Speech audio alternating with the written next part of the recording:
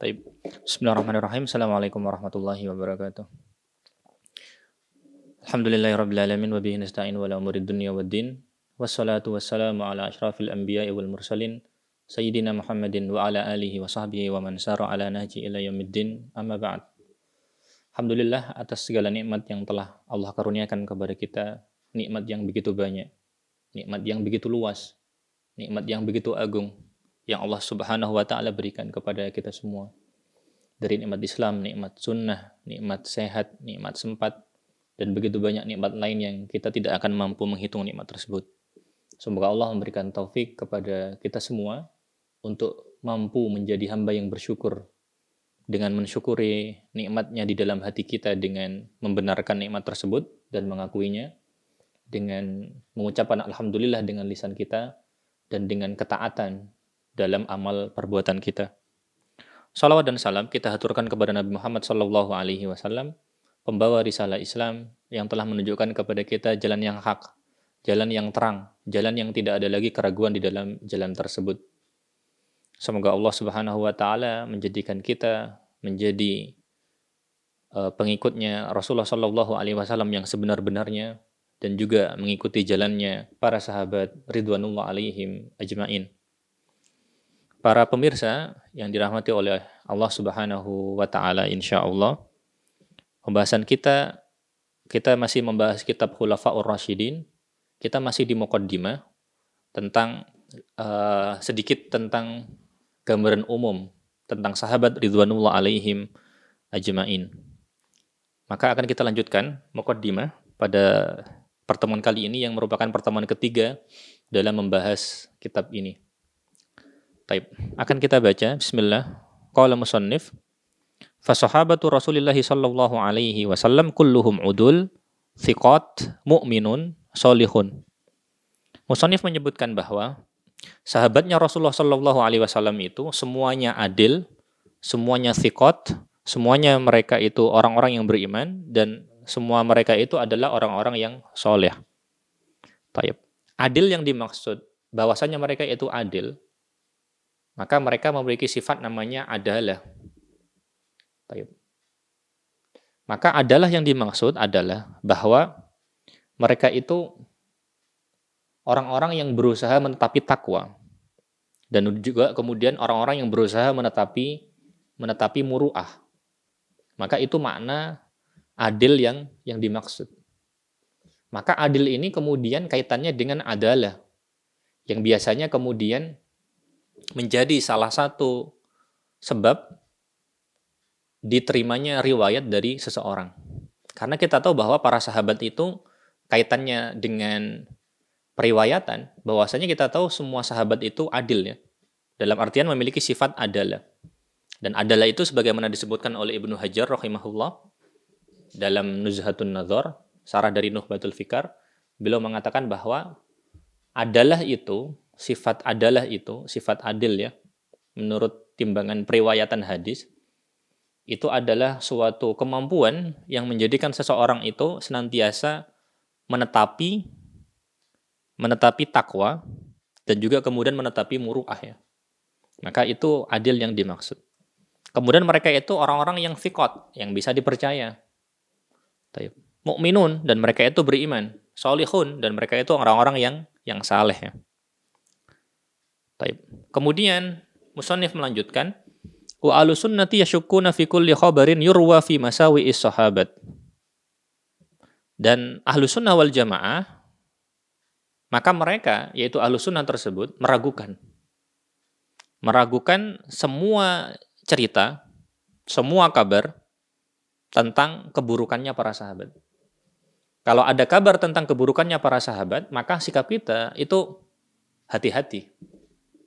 Mereka ahlu sunnah tentang kabar keburukannya para sahabat, mereka itu kemudian meragukan. Jadi kalau ada cerita tentang keburukannya para sahabat, maka sikap kita yang pertama adalah kita kemudian meragukannya dulu. Tidak boleh langsung diterima. Jadi meragukannya terlebih dahulu. Karena itu sikap asal ketika ada cerita tentang keburukannya sahabat, itu kita ragu duluan. Kita harus kemudian memiliki sikap ragu-ragu dulu kalau ada cerita tentang keburukannya para sahabat. Taib. Wa qad yu'addunahu min akadzibi wa dasaisil a'da wa ittibaihim. Dan terkadang Ahlussunnah itu menganggap cerita keburukannya para sahabat itu bagian dari kedustaan.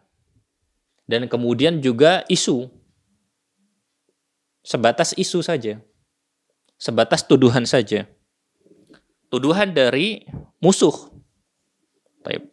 Tujuan dari musuh wa atba'ihim, dan juga pengikutnya musuh, minal munafikin wal juhal. Pengikutnya musuh dari orang-orang munafik dan juga orang-orang juhal, orang-orang yang bodoh. Jadi Ahlussunnah ragu tentang berita keburukannya sahabat. Dan terkadang mereka menganggapnya sebagai kedustaan dan juga isu saja, sebagai tuduhan ya. Taib. Ma'anna sahabata ridwanullah alaihim ajma'in laisu ma'sumina anidz-dzunubi wal ma'asi. Taib. Pun demikian, Ahlussunnah itu pertengahan dalam menyikapi tentang kesalahan yang ada pada mereka. Jadi Ahlussunnah mengatakan bahwa para sahabat itu bukan orang-orang yang maksum dari dosa dan juga maksiat. Karena maksum itu hanya dimiliki oleh para nabi dan rasul. Sehingga Ahlussunnah misalkan menyelisihi akidahnya orang Syiah ya. Karena orang Syiah meyakini bahwa para pemimpin mereka itu kemudian memiliki sifat maksum. Ahlussunnah tidak. Maksum itu bagi Ahlussunnah hanya miliknya para nabi dan rasul. Karena kemudian sifatnya itu berbeda. Selain nabi dan rasul, maka kemudian makanul khata' wa nisyan. Sebagaimana katanya Rasulullah sallallahu alaihi wasallam, al-insan makanul khata' wa nisyan. Manusia itu tempatnya salah dan lupa. Karena itu sahabat, siapapun sahabat itu bisa jadi salah. Sahabat itu kemudian bisa jadi keliru karena mereka tidak maksum. Baik. Musannif kemudian melanjutkan, walakinnahum ab'adan nasi 'anil itsmi wa aqrabahum ila taubati. Walahum minal jihadi wal budli wat tadkhiyati ma'a Rasulillah sallallahu alaihi wasallam wa jalailul a'mal wal ibadat ma yamhu insyaallah kullama qad yusdaru minhum. Katanya musannif menjelaskan bahwa mereka memang tidak maksum. Bisa jadi mereka salah, bisa jadi mereka keliru. Tetapi mereka itu adalah orang yang paling jauh dari dosa. Mereka itu tidak lepas dari dosa, tetapi mereka itu orang yang paling jauh dari dosa. Orang yang paling berusaha menghindari dosa. Baik. Kemudian juga mereka itu orang yang paling dekat dengan taubat. Ketika mereka keliru, mereka taubat. Kita tahu misalkan kisahnya orang Makhzumiyah ya, kalau nggak salah ya. Seorang wanita yang berzina pada masa Rasulullah Shallallahu Alaihi Wasallam, maka dia bertobat, kita tahu. Pada masanya Rasulullah Shallallahu Alaihi Wasallam bukan berarti tidak ada perzinaan, ada perzinaan. Karena itu para sahabat bisa keliru, di antara para sahabat bisa keliru. Tapi kita tahu apa yang dia lakukan untuk menebus kesalahannya. Dia memilih untuk kemudian dirajam. Dia memilih untuk dirajam. Itu menunjukkan bahwa mereka itu bertobat, dan cara taubat yang dipilih itu yang paling berat. Karena dengan rajam tersebut, maka dosanya dalam masalah kesalahan tersebut, dalam zinanya tersebut dihapuskan. Jadi mereka bisa keliru, tetapi ketika mereka sadar mereka keliru, maka taubat mereka itu cepat. Dan taubat mereka itu kemudian dalam kasus wanita tersebut memilih taubat yang paling berat. Karena orang yang berzina misalkan bisa saja tidak lapor ke Rasulullah SAW dan mencukupkan diri antara dia dengan Allah taubatnya. Maka bisa saja. Tetapi karena perkara tersebut sudah masuk ke waliul amri, kepada pemerintah, dalam hal ini pemerintahnya adalah Rasulullah SAW, maka hukuman ditegakkan. Karena kemudian wanita tersebut juga ngotot, akhirnya kemudian ditegakkan. Sehingga ngototnya wanita tersebut menunjukkan kesungguhan taubatnya mereka. Karena itu para sahabat bukan berarti tidak pernah salah. Mereka bisa jadi melakukan kesalahan, tetapi ketika mereka keliru, mereka bersegera taubat. Taib. Wal budli wa tadkhiyah. Kemudian wal jihad. Minal jihad dan juga jihad ya, mohon maaf. Jihad mereka tidak kita ragukan lagi ya. Bahkan daerah-daerah yang dibuka pada masa sahabat sampai sekarang kita tahu masih menjadi bagian dari wilayah Islam. Baik. Para sahabat misalkan, mereka kemudian ketika zamannya Khulafaur Rasyidin, wilayah penaklukan yang paling jauh itu insya Allah sampai ke daerah sekitar Libya sekarang. Atau mungkin sampai daerah sekitar ke Tunisia sekarang, di Afrika Utara. Begitu juga Islam, itu kemudian sudah sampai di Asia Tengah pada masa sahabat. Pada masa itu para sahabat sudah sampai Azerbaijan misalkan. Sudah sampai daerah-daerah sana, sudah sangat jauh sekali. Sampai daerah Georgia sekarang, dan wilayah-wilayah lainnya. Itu menunjukkan bagaimana jihad mereka. Baik jihad mereka bersama dengan Rasulullah dan jihad mereka setelah Rasulullah. Wal budli, dan juga kemudian mereka mengerahkan baik jiwanya, hartanya, bahkan juga jiwanya. Misalkan ya, Muhammad Mahmud Syed Al-Khattab, seorang mantan perwira di Irak ya. Kita tahu beliau kemudian ahli sejarah, tetapi juga seorang militer. Beliau pernah mengatakan bahwa kurang lebih sekitar 2/3 sahabat itu mati di medan perang. Itu menurut beliau. Menurut beliau kurang lebih sekitar 2/3 para sahabat itu mati di medan perang. Ini versinya Mahmud Syed Al-Khattab ya, seorang penulis dari Irak ya, pernah jadi menteri juga. Kita tidak tahu persisnya berapa, tapi kita katakan bahwa jumlah para sahabat yang terbunuh di medan perang tidak sedikit, banyak sekali. Karena itu kita tahu makamnya para sahabat itu tersebar di banyak tempat. Sampai dalam satu pendapat dikatakan bahwa, dan ini insya Allah yang kita pegang ya, bahwasanya makamnya Ummu Haram bintu Milhan itu ada di Siprus. Bahkan sebagian sejarawan seperti Ibnu Katsir mengatakan bahwa kuburannya itu terkenal di sana. Maksudnya menunjukkan bahwa jihad mereka itu sangat jauh. Kemudian kita tahu juga meninggalnya Abu Ayyub Al-Ansari yang pernah menjamu Rasulullah sebelum Rasulullah itu membangun rumahnya di dekat Masjid Nabawi, menjamu Rasulullah selama 1 bulan. Kita tahu bahwa beliau meninggalnya itu ketika pengepungan Konstantinopel sekitar tahun 53 Hijriah. Ketika itu beliau kemudian meminta kepada Yazid bin Muawiyah sebagai panglima pasukan pada waktu itu untuk menguburkannya di tempat terdekat dengan musuh. Menurut salah satu penulis dari Mesir, namanya Abdul Hamid Al-Ubayyah.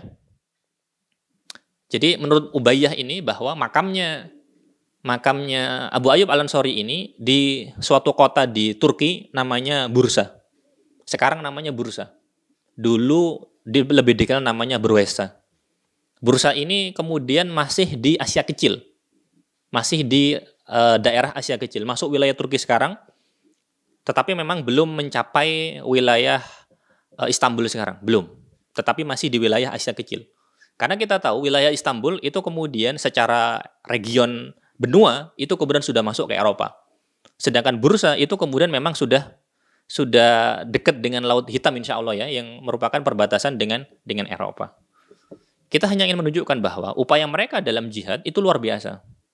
Dan jauhnya kuburan mereka menunjukkan betapa jauhnya cakupan mereka dalam berjihad dan menunjukkan pengorbanan mereka. Kemudian wa tadkhiyah ma'a Rasulillah sallallahu alaihi wasallam. Pengorbanan mereka itu banyak. Bagaimana mereka kemudian kehilangan anak, kehilangan saudara, harus berperang dengan orang tuanya terkadang. Harus berperang dengan orang tuanya, kadang harus berperang dengan saudaranya.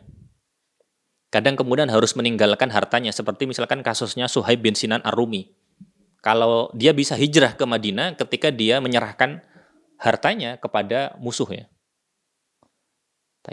Mereka kemudian meninggalkan kampung halamannya di Mekah, orang-orang muhajirin. Sebagian dari mereka, misalkan mereka meninggalkan kampung halamannya, tinggal di tempat yang jauh sana di Habasyah. Kemudian juga mereka juga kita tahu banyak yang hijrah ke Madinah dan seterusnya. Ma'a Rasulillah sallallahu alaihi wasallam, bersama dengan Rasulullah ya. Wa jalailul a'mal, dan amal-amal yang agung. Amal-amal yang agung.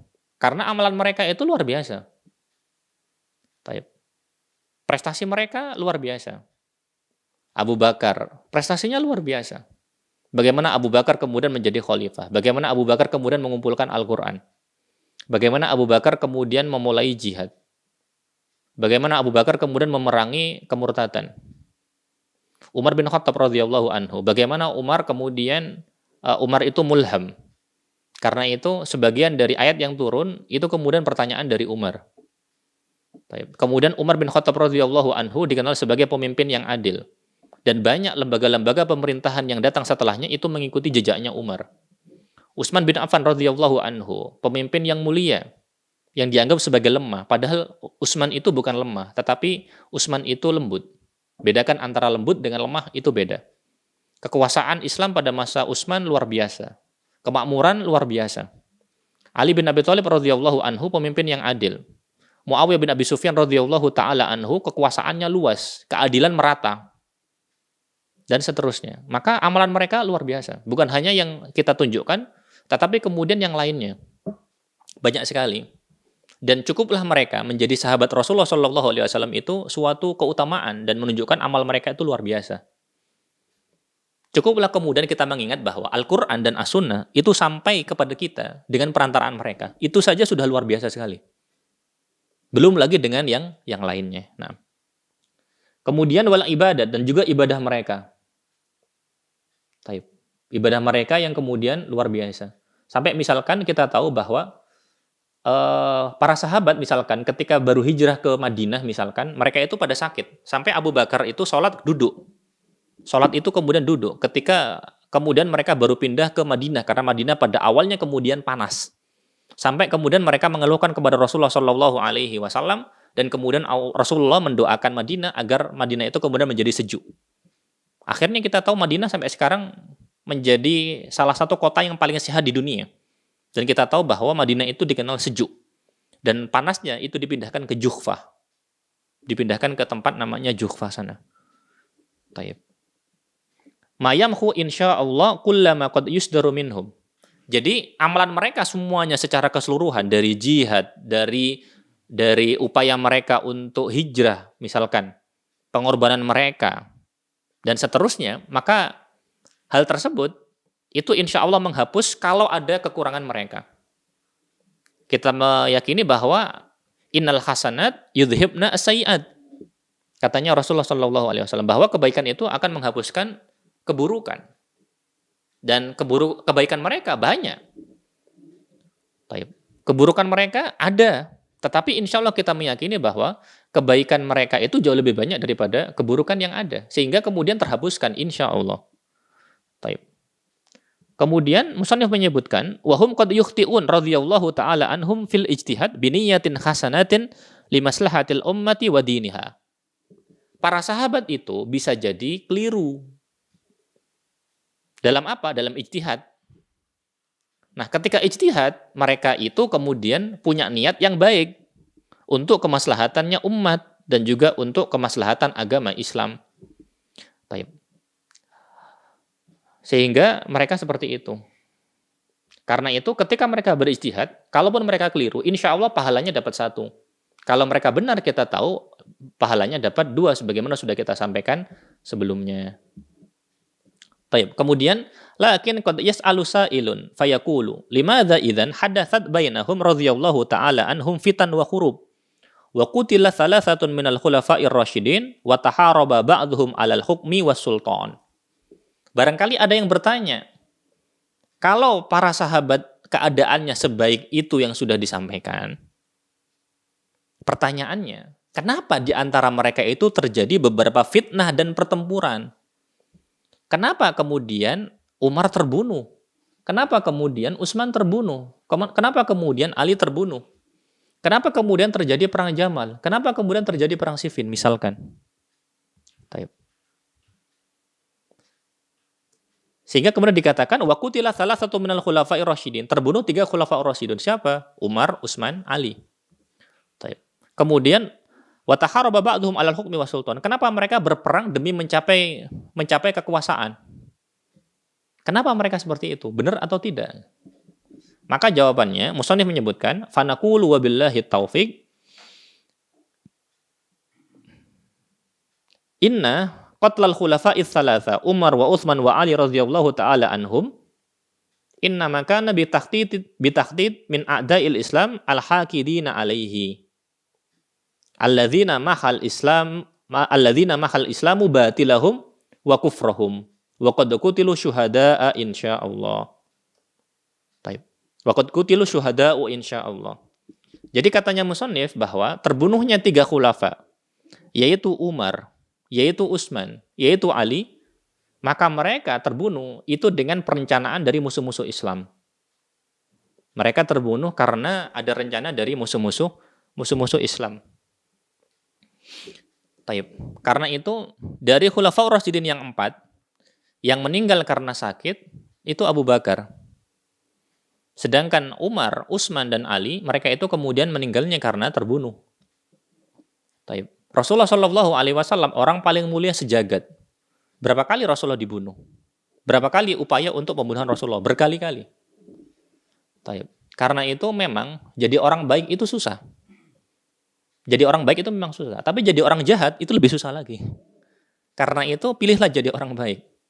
Karena jadi orang baik yang mungkin susah, tapi tidak bisa dibandingkan kesusahan yang terjadi dibanding kemudian faidah dan juga ganjarannya yang besar di sisi Allah Subhanahu wa taala. Karena memang jadi orang baik beresiko. Rasulullah berapa kali dicoba untuk dibunuh.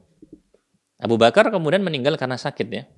Umar bin Khattab radhiyallahu anhu dibunuh, Utsman dibunuh, Ali dibunuh. Sehingga memang jadi orang baik itu beresiko ya.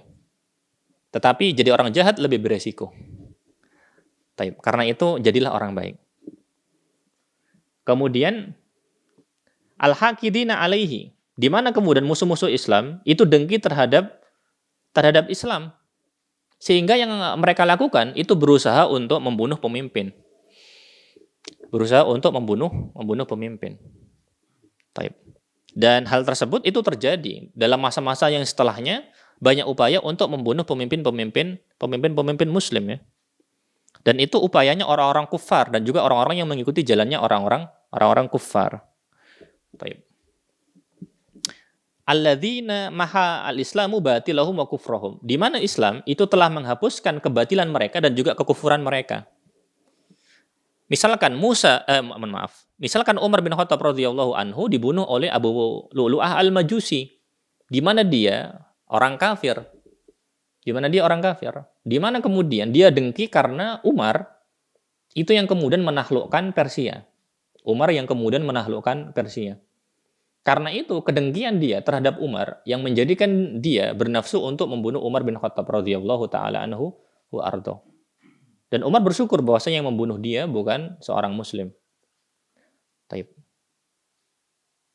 Kemudian ketika terjadi pembunuhannya Utsman, maka pada masa Utsman, orang-orang seperti Abdullah bin Saba menimbulkan masalah, menimbulkan fitnah, mempengaruhi orang-orang bodoh, mempengaruhi orang-orang yang tidak tahu apa-apa, untuk kemudian mereka memberontak kepada Utsman. Sehingga kemudian pola pikir orang-orang yang memberontak terhadap Utsman, itu pola pikirnya sudah rusak. Pemikirannya terpengaruh. Sehingga kemudian sebagian dari mereka itu kemudian sampai berani memberontak kepada Utsman, bahkan lebih jauh lagi, mereka itu kemudian membunuh Utsman bin Affan. Lalu kemudian muncul juga pada masa Ali bin Abi Thalib radhiyallahu anhu, orang-orang Khawarij yang pola pikirnya itu kemudian berlanjut dari kerusakan yang terjadi sebelumnya. Ketika pola pikir mereka kemudian sudah rusak, lalu akhirnya kemudian mereka berani membunuh pemimpin. Maka kita tahu bahwa mereka telah membunuh manusia-manusia terbaik setelah para nabi dan rasul. Pertanyaannya sekarang, kalau mereka kemudian tidak tidak mau bersyukur dengan pemimpin seperti Utsman dan Ali. Terus yang mereka inginkan itu pemimpin seperti apa? Model seperti apa? Mereka itu manusia-manusia terbaik setelah para nabi dan rasul. Kalau mereka kemudian dianggap kemudian tidak benar, lah mereka itu maunya pemimpin model seperti apa? Ali kemudian dimusuhin, Utsman diberontak. Kita tahu bahwa Rasulullah SAW sendiri itu kemudian juga diprotes oleh kemudian orang Dzul Khuwaisir At-Tamimi yang kemudian menjadi dedengkotnya pemberontak. Ketika kemudian Rasulullah SAW membagi ghanimah di Ji'ronah ya,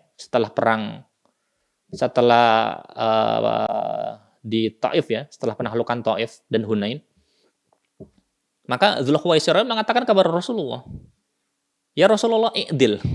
Wahai Rasulullah, berlaku adil lah. Coba kita pikir. Rasulullah disuruh berlaku adil. Rasulullah SAW marah dan mengatakan, "Illam a'dil famanil ladzi ya'dil." Kalau aku nggak berlaku adil, siapa lagi yang berlaku adil? Kita lihat. Orang-orang yang pikirannya seperti itu, orang-orang yang pikirannya kemudian jauh dari nilai-nilai Islam tersebut, itu menyuruh Rasulullah kemudian untuk berlaku adil. Apakah mereka sudah adil kepada dirinya sendiri? Sama sekali tidak. Sama sekali tidak. Karena itu, tidak heran kalau zaman sekarang muncul orang-orang yang menentang penguasa dan mengatakan berlaku adil. Lah Rasulullah, manusia paling mulia sedunia saja, dimarahin, diminta untuk berlaku adil. Maunya apa? Maunya apa?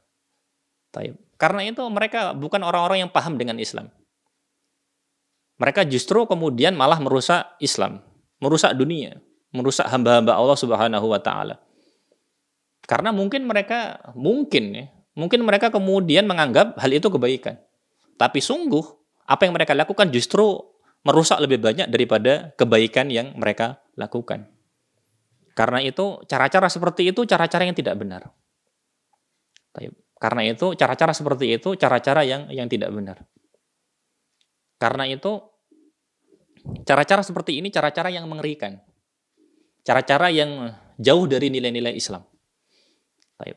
Karena itu kita mengatakan bahwa jika manusia terbaik saja diperlakukan seperti itu, apalagi pemimpin kaum muslimin zaman sekarang. Karena itu kewajiban kita adalah as-sam'u wa ta'at. Sebagaimana kita sadar bahwa salah satu sebab kekacauan pada masa itu adalah ketika kemudian mereka melihat sedikit saja peluang untuk ketika kemudian mereka berusaha memberontak, maka itu sebab kerusakan. Maka kita harus mengambil pelajaran bahwa kalaupun ada kekurangan dari pemimpin kita, jangan kemudian memberontak. Jangan kemudian memberontak. Maka itu yang harus kita terapkan pada kehidupan kita. Baik. Kemudian, maka kita meyakini katanya musonif, waqad qutilu syuhada insyaallah. Maka mereka insyaallah yang terbunuh tersebut, yaitu Umar dan Utsman dan juga Ali, insyaallah syahid. Kalau Umar dan Utsman, maka ada dalilnya. Kalau Ali bin Abi Thalib radhiyallahu taala anhu, maka nuhsinudzon, maka kita khusnudzon seperti itu. Walaupun kita tidak menghukumi. Wallahu a'lam. Baik. Kemudian wa amal khilaf wal khurub, adapun perselisihan wal khurub dan peperangan di antara mereka. Fakanat ijtihadat minhum aradu biha wajhallahi lal hukma was sultan. Walaki minhum man asaba falahu ajrani wa minhum man akhta'a falahu ajrun wahid kama qaddamna. Katanya musannif, adapun perselisihan dan peperangan, misalkan nanti perang Jamal, perang Siffin, misalkan. Maka peristiwa tersebut misalkan terjadi karena ijtihad mereka. Jadi perang itu terjadinya karena mereka berijtihad. Baik. Dan yang mereka ingin dari ijtihad tersebut, mereka menginginkan wajah Allah Subhanahu wa taala. Mereka ikhlas. Mereka berusaha sebaik-baiknya untuk memuliakan agama ini, berusaha meninggikan kalimat Allah. Dan ketika mereka berselisih, bukan motivasinya peperangan, bukan motivasinya itu kekuasaan, bukan. Mereka orang yang paling jauh dari hal tersebut.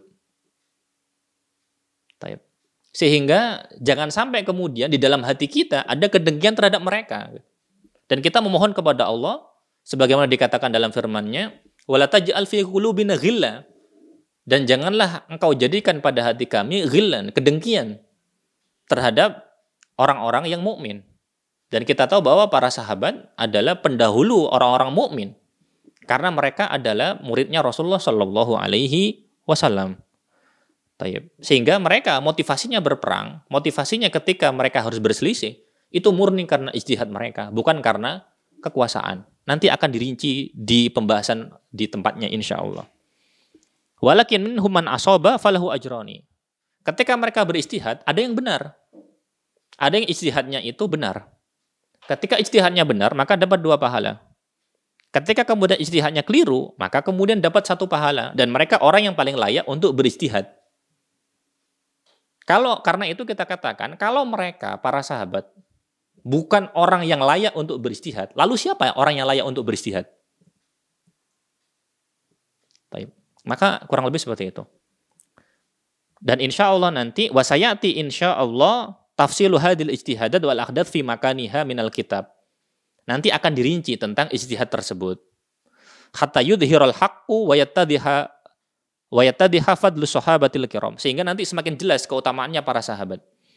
Radhiyallahu anhum wa ardhahum. Wallahul muwafiq wal hadi ila sawa'is sabil. Maka itu kurang lebih muqaddimah kita tentang keutamaan para sahabat ridwanullah alaihim secara umum. Baik. Bismillah, sekarang kita akan masuk pembahasan setelahnya. Kita langsung membahas tentang Abu Bakar As-Siddiq radhiyallahu taala anhu. Baik, kita baca Bismillah. Abu Bakar As-Siddiq. Baik, dari tahun 11 sampai tahun 13. Abu Bakar As-Siddiq menjabat sebagai khalifah dalam masa sekitar 2 tahun lebih. Dari tahun 11 Hijriyah sampai kemudian tahun 13 Hijriyah. Musannif menyebutkan hayatuhu qabla khilafah. Nasabuhu wa nash'atuhu. Musannif kemudian di sini memulai pembahasan tentang Abu Bakar dari kehidupan beliau sebelum menjabat sebagai khalifah. Kemudian dirinci dari nasabnya dan juga bagaimana tumbuh kembangnya Abu Bakar As-Siddiq radhiyallahu taala anhu wa ardha. Musannif menyebutkan huwa Abdullah bin Utsman At-Taimi Al-Qurashi. Katanya musannif bahwa Abu Bakar itu nama aslinya Abdullah. Abu Bakar nama aslinya Abdullah. Abdullah nama ketika kemudian sudah masuk Islam. Dulu namanya Abdul Ka'bah atau Abdul Uzza. Kemudian dirubah menjadi Abdullah. Karena kita tidak boleh kemudian mengatakan abdun selain Allah Subhanahu wa taala, kecuali kemudian misalkan dengan asma dan sifat Allah, Abdurrahman, Abdur Razzaq dan seterusnya. Bin Utsman. Maka Utsman adalah bapaknya ya. At-Taimi. At-Taimi nisbat kepada baninya, Bani Taim. Jadi Quraisy itu nanti kemudian terbagi menjadi beberapa bani. Kalau nggak salah ada 10 ya. Yang paling masyhur Bani Hashim dan Bani Muttalib. Nanti ada bani namanya Bani Umayyah misalkan. Tempatnya di mana Utsman bin Affan itu kemudian dinisbatkan kepada bani tersebut. Jadi nisbatnya Abu Bakar itu di bawahnya Quraisy. Quraisy itu kan suku ya. Di bawahnya suku nanti itu ada kecil lagi. Entah kalau zaman kita itu istilahnya klan atau apa, saya nggak paham mana yang tepat. Tetapi Taim itu di bawahnya suku. Sebagaimana misalkan Rasulullah SAW dikatakan Bani Abdul Manaf atau misalkan dikatakan Bani Hashim. Maka di bawahnya suku itu. Sukunya Quraisy, di bawahnya itu. Taim. Dan katanya Ibnu Taimiyah rahimahullah bahwa Taim ini termasuk dari bani yang paling rendah di Quraisy. Jadi Taim itu termasuk bani yang paling rendah di Quraisy. Tetapi kita lihat dari bani yang dianggap biasa, muncullah orang seperti Abu Bakar. Karena itu mungkin ibrah yang bisa kita ambil bahwa bisa jadi lingkungan kita itu kemudian biasa-biasa saja. Tetapi hal itu tidak menjadi penghalang bagi kita untuk kemudian kita itu lebih baik. Sebagaimana Rasulullah Shallallahu Alaihi Wasallam, kekurangan yang ada pada Rasulullah itu kemudian tidak menjadikan Rasulullah itu diam. Rasulullah itu kemudian anak yatim, tetapi kemudian Rasulullah itu bagaimana Rasulullah itu berusaha. Di samping juga kemudian taufik dari Allah Subhanahu wa taala jelas ya. Kemudian Al-Qurashi karena dia orang Quraisy. Wulida ba'da maulidir Rasul sallallahu alaihi wasallam bi amaini itsnaini. Selisih umurnya dengan Rasulullah itu sekitar 2 tahun. Selisih umurnya dengan Rasulullah sekitar 2 tahun. Karena itu ketika Rasulullah jadi nabi, berarti Rasulullah umurnya sekitar 40 tahun. Menurut perhitungan kalender Hijriyah ya, insya Allah hitungannya. Taib. Sedangkan Abu Bakar ketika Rasulullah jadi nabi berarti umurnya 38 tahun ya. Kita tahu Rasulullah Shallallahu Alaihi Wasallam meninggal ketika umurnya 63 tahun. Berarti Abu Bakar ketika Rasulullah meninggal umurnya kurang lebih 61 tahun. Lalu Abu Bakar nanti kita tahu berkuasa selama kurang lebih 2 tahun. Karena itu umurnya Abu Bakar itu total insya Allah sekitar 63 tahun. Sebagaimana umurnya Rasulullah Shallallahu Alaihi Wasallam. Baik.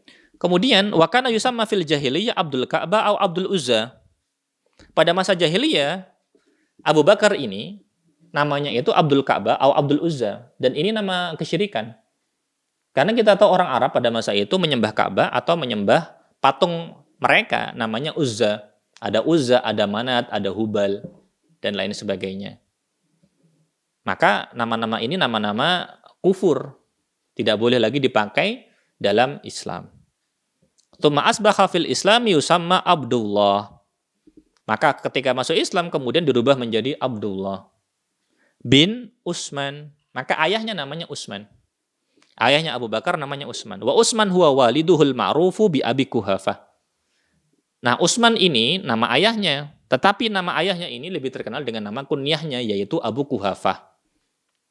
Abu Bakar lebih terkenal dengan kunyahnya. Apa? Abu Bakar. Nama aslinya Abdullah. Sama seperti bapaknya lebih terkenal dengan Abu Kuhafah. Padahal Abu Kuhafah itu kunyah. Kunyah itu abun, ummun, ummu Habibah, ummu siapa, dan seterusnya. Maka kunyah itu abun, amun, dan seterusnya. Maka sebagian orang itu bisa jadi terkenal dengan kunyahnya. Dan barangkali justru kita tidak tahu nama aslinya. Abu Bakar terkenal dengan kunyahnya. Barangkali tidak sedikit dari umat Islam belum tahu nama aslinya Abu Bakar. Mungkin saja. Sangat mungkin sekali. Apalagi kemudian nama bapaknya Abu Kuhafah. Sama misalkan sebagian ulama, misalkan ada ulama namanya Abu Hanifah. Kita belum tahu namanya siapa. Abu Hanifah namanya Nu'man bin Thabit. Ibnu Taimiyah misalkan. Kita nggak tahu nama aslinya siapa. Ahmad. Nama aslinya Ahmad, tetapi lebih terkenal dengan kunyahnya yaitu Ibnu Taimiyah. Dan seterusnya. Begitu juga kakeknya. Terkenal dengan siapa? Ibnu Taimiyah juga. Karena itu misalkan para ulama menyebutkan bahwa Ibnu Taimiyah itu ada 2. Ibnu Taimiyah cucu dan Ibnu Taimiyah kakek. Ibnu Taimiyah cucu itu yang kemudian lebih masyhur ya. Dengan majmu' fatwanya, bukunya misalkan, dan buku-buku yang sangat banyak sekali yang bermanfaat ya. Secara umum, kalau disebutkan Ibnu Taimiyah, maka yang dimaksud adalah Ibnu Taimiyah yang cucu. Tetapi kalau kemudian ada lagi memang Ibnu Taimiyah kakek. Ibnu Taimiyah kakek yang menulis kitab namanya Muntaqal Akhbar. Jadi ada seperti itu ya. Misalkan juga ada Ibnu Rushd. Ada Ibnu Rushd kakek, ada Ibnu Rushd cucu. Kalau Ibnu Rushd yang cucu, itu yang nulis kitab fikih namanya Bidayatul Mujtahid. Kalau Ibnu Rushd yang kakek, maka itu yang nuliskan yang orang filsafat ya. Karena itu beda. Walaupun kemudian kunyahnya sama. Kita lanjutkan. Musannif menyebutkan, wulida fi Makkah ba'da amil fil bi'amaini ala wajhi takrib. Jadi lahirnya Abu Bakar itu di Mekah. Jadi Rasulullah dan Khulafaur Rasyidin yang 4, Abu Bakar, Umar, Utsman, Ali. Semuanya itu lahirnya di Mekah kecuali Utsman. Utsman lahirnya di mana? Di Taif. Rasulullah, Abu Bakar, Umar, Utsman, Ali, semuanya lahirnya di Mekah. Kecuali Utsman, lahirnya di Taif. Nah, itu bedanya. Begitu juga kurang lebih semua 5 orang ini untuk ini ya, untuk tebak-tebakan menarik ini. Jadi sekali lagi, 5 orang ini tadi semuanya lahirnya di Mekah, kecuali Utsman. Kecuali Utsman lahirnya di Taif. Meninggalnya semuanya di Madinah, kecuali siapa? Kecuali Ali. Ali meninggalnya di mana? Ali meninggalnya di Kufah. Taib. Sehingga itu ya pengecualiannya ya. Taib. Kemudian semuanya meninggalnya umurnya kurang lebih 63 tahun. Kecuali siapa? Kecuali Utsman. Pengecualiannya Utsman. Berapa umurnya Utsman ketika meninggal? Sekitar 82 tahun. Taib. Jadi itu untuk tebak-tebakan aja. Taib. Ulida fi Makkah ba'da amil fil bi amaini ala wajhi takrib. Jadi lahirnya itu 2 tahun setelah tahun gajah kurang lebih. Taib. Tahun gajah itu tahun lahirnya Rasulullah. Tahun gajah berarti tahun kedatangannya Abraha ke Mekah. Kenapa disebut tahun gajah? Karena Abraha ketika itu bawa gajah. Dan sudah kita sampaikan bahwa pada masa itu orang Arab itu tidak biasa lihat gajah. Taib. Karena itu peristiwa besar datangnya gajah. Karena itu disebut dengan tahun gajah. Wallahu a'lam, kalau misalkan ya. Ini guyonan saja misalkan. Kalau yang datang itu misalkan mungkin ya, misalkan loh ya. Misalkan meteor. Apakah mungkin disebut dengan tahun meteor? Jadi orang Arab pada masa itu, sebagaimana kita katakan, belum kenal namanya tahun angka. Tahun 1, tahun 2, tahun 3, tahun 4, itu belum kenal. Karena itu, menurut bahasa kita, menurut bahasa saya sendiri ya, orang Arab pada waktu itu kenalnya tahun istilah. Tahun gajah, tahun apa, dan seterusnya. Karena tahun angka nanti baru zamannya Umar. Nanti akan kita bahas tentang penanggalan Hijriah. Pada penanggalan Hijriah itu nanti kemudian mulailah dikenal dengan tahun angka. Yang kemudian nama resminya adalah tahun Hijriah. Taib. Kita lanjutkan. Fakana muqariban Rasul sallallahu alaihi wasallam fi sinnihi. Jadi umurnya Abu Bakar itu dekat dengan umurnya Rasulullah. Terpautnya 2 tahun. Wa kana ma'a dzalika aqrabu min ghairihi ila Rasul sallallahu alaihi wasallam fi akhlaqihi wa sifatihi. Nah, Abu Bakar itu umurnya dekat dengan Rasulullah. Pada sisi yang lain, Abu Bakar itu juga orang yang paling dekat akhlaknya dan sifatnya dengan Rasulullah. Jadi sifatnya itu kemudian dekat. Dan kita tahu bahwa secara umum Abu Bakar itu lebih dikenal dengan kelembutannya. Apakah nanti kemudian Abu Bakar tidak tegas? Nanti kita bahas belakangan. Ketika kita membahas tentang kemurtatan, kita bahas dia jadi khalifah, baru nanti kemudian kita bahas. Apakah Abu Bakar itu tegas atau tidak? Bagaimana? Nanti kita bahas insyaAllah. Taib. Kemudian, falaqad ishtahara bil khuluqil karim mundu na'umatu adzfarihi. Jadi Abu Bakar itu terkenal dengan akhlaknya yang mulia sejak dia masih kecil. Nu'umatu adzfar itu ketika dia sejak masih kecil. Baik. Kemudian musannif menyebutkan wa kana mundu nasy'atihi yahtaqirul asnam wa yastakhifu bi uquli man yuqaddisunaha wa ya'budunaha. Jadi sejak kecil akalnya Abu Bakar itu kemudian alhamdulillah akalnya itu kemudian terjaga, akalnya itu kemudian masih sesuai dengan fitrahnya. Karena itu Abu Bakar itu kemudian mencela patung-patung, tidak suka patung.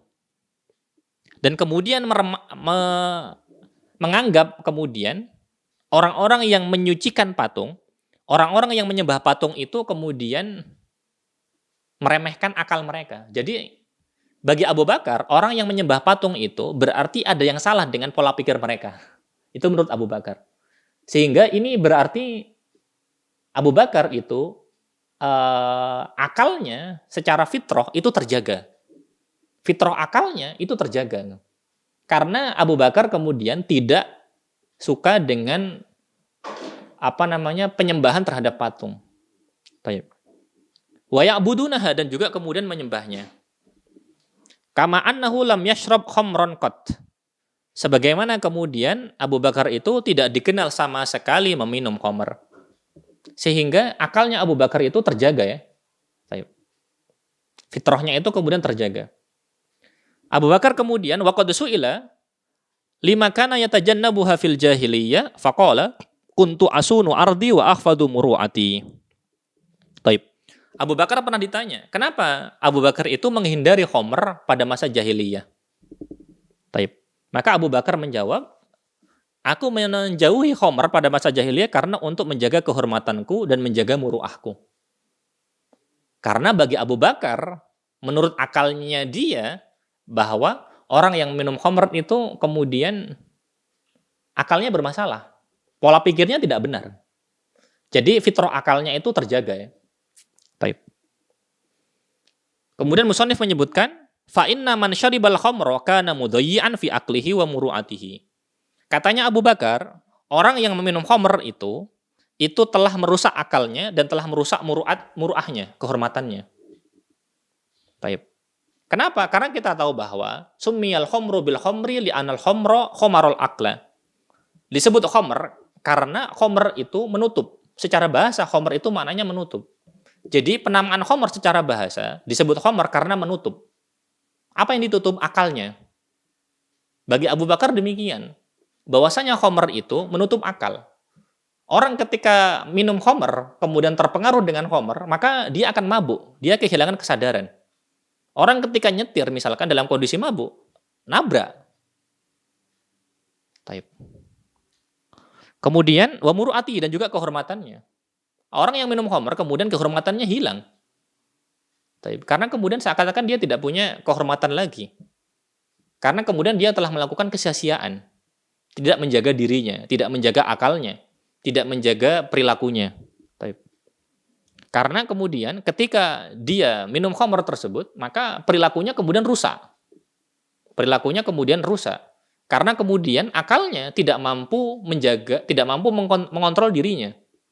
Karena orang yang minum khamr kehilangan kesadarannya. Orang setelah minum khamr mudah sekali kemudian melakukan keburukan-keburukan yang begitu banyak.